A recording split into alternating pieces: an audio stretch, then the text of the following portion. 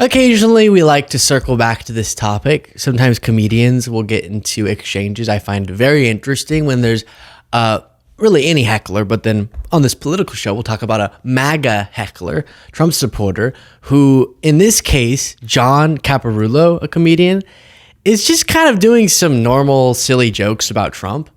And then a crowd member gets very upset and ends up chucking something at him. But the way he handles it is really good. Look at this, a few other clips of comedians and some different things. If you appreciate this show, please do click the subscribe button. Let's jump in. John Caparulo. Like the Washington Monument. I'm like, somebody got paid to design that shit? It's a fucking pencil. I mean, that's it. It's just a big fucking cement pencil. Some people think it looks like a dick, but I think they're saving that design for Trump's monument.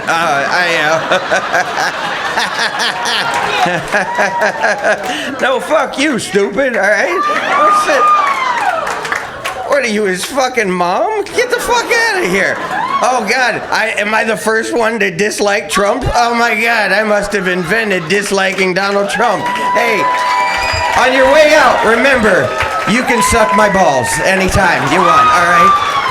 Fucking break up my show, lady. You know what? You come up here and do this shit, and I will go. Oh, I didn't even mean to pause it perfectly when something's literally thrown at him. But before playing that, you'll get to see how it goes.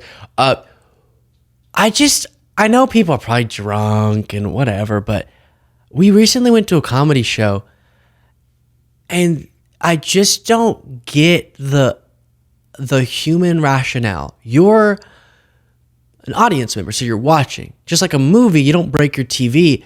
You just go, oh, I didn't like that joke, and you move on, right? And it's interesting that it's coming too from the people who will most ridicule sensitive snowflake libs, right? But then whenever it's Trump being made fun of, oh, now they're all upset.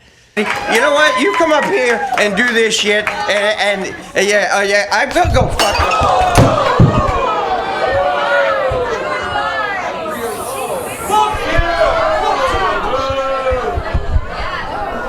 That hurt a little bit, all right?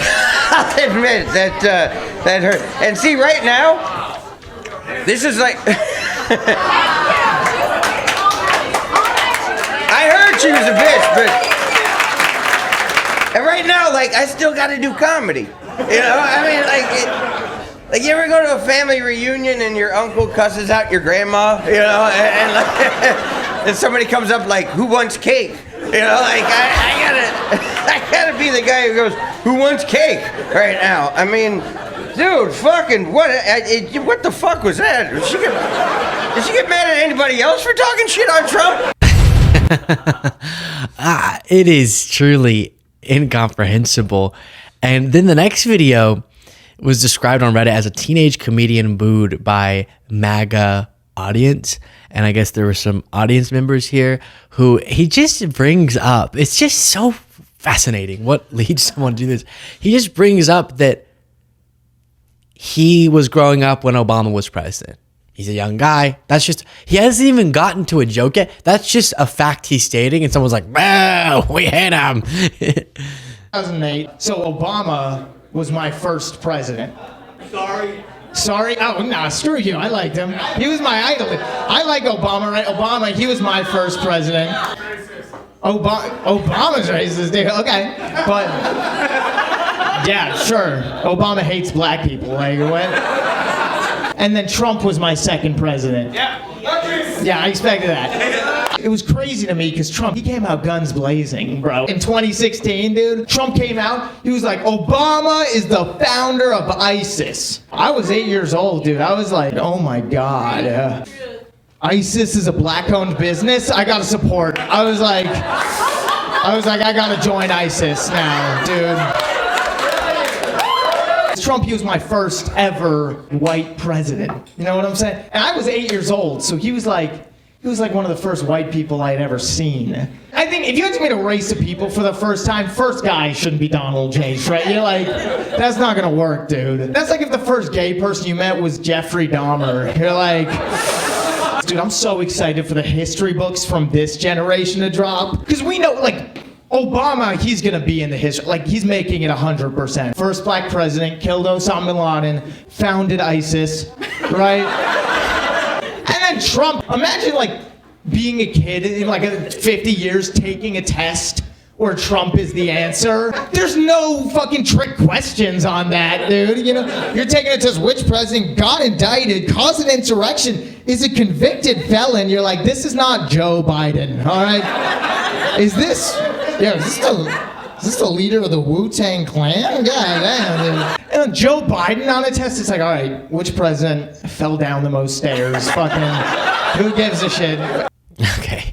And before getting back to the comedians, speaking of Biden, Joe Biden made his return. He made his return to the public, and he delivered some remarks.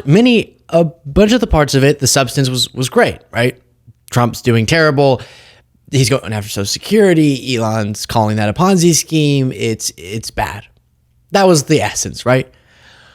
One part, though, went viral. Now, I'll show you some other parts, to be fair to Biden. But one part went viral, not for the right reason, necessarily. And actually, I think it's funnier if you see it in a headline first.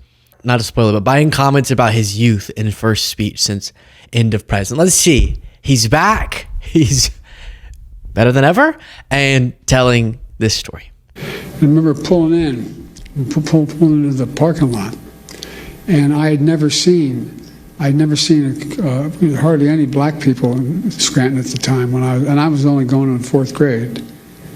And I remember seeing the kids going by at the time called colored kids on a bus going by. They never turned right to go to Claymont High School. I wondered why. Asked my mom. Joe. Nah. I'll play more of the clip, but you can imagine where the right-wing clips cut him off. You can imagine. Why? So in Delaware, they're not allowed to go to school, in public school, with white kids, honey. That sparked my sense of outrage as a kid, just like it does. I mean, and these young kids right here can tell you things affect them when they learn about something that's really just unfair and unjust. Yeah, so... Hey, welcome back. There were important messages, but I just think maybe no stories. Let's just stick to the script, okay? But I'm serious. These are the kind of guys you like to smack in the ass. Yeah, it kind of reminded me of that. But he told that story, okay? He told that story, and all the right-wing clips were just the bus part. Now, he's saying it outraged him, but it's still just that term and just the whole story. Definitely dating himself, I guess. But other parts, still pretty quiet delivery, but important substance. But look what's happened now.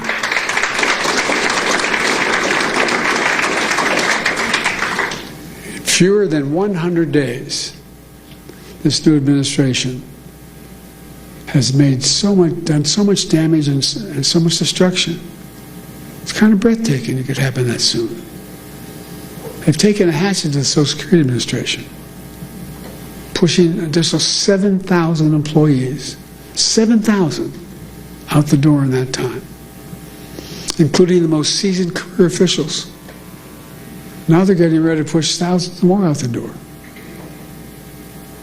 Already we can see the effects. For example, thousands of people use the Social Security website every single day to check on their benefits and submit their claims. But now, the technology division of the Social Security Administration has been cut in half. And so the website's crashing. People can't sign on to their accounts. You know, I thought of this. If I were around him as an advisor during the campaign, and then, during his presidency, and now it's less relevant, former president, but I would just, when he'll do this voice? But dignity. Simple dignity. Everyone. I would just say do that all the time.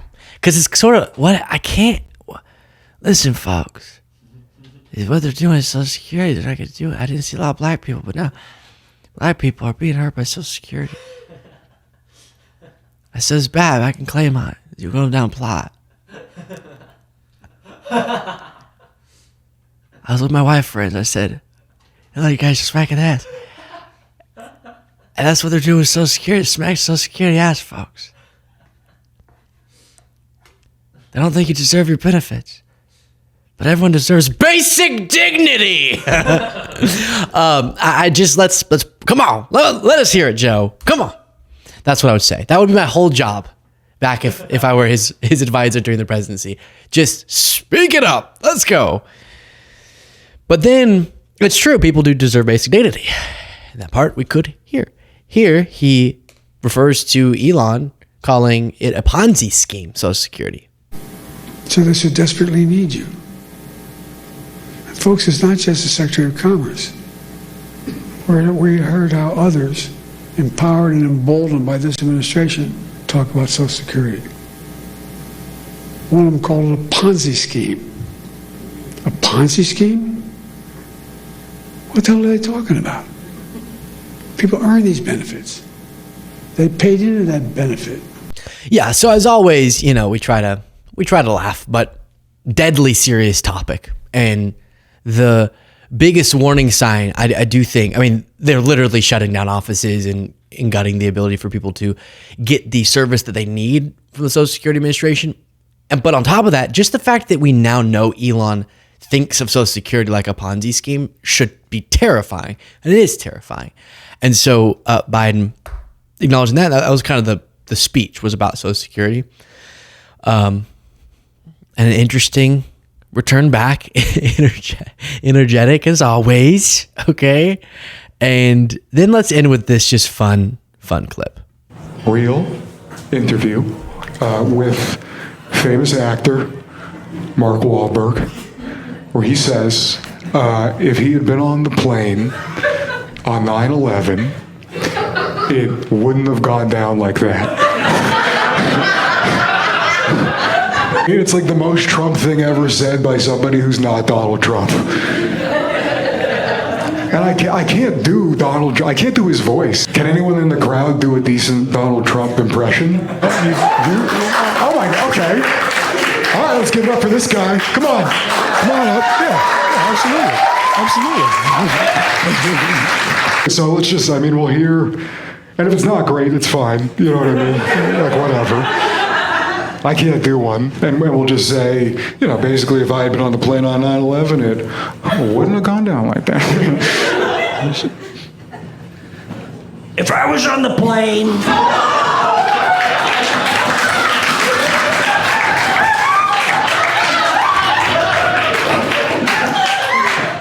If I was on the plane that day, I promise you, it would not have gone down that way. Okay, and that's where I'll leave it. A little fun break from the craziness. Share your thoughts in the comments.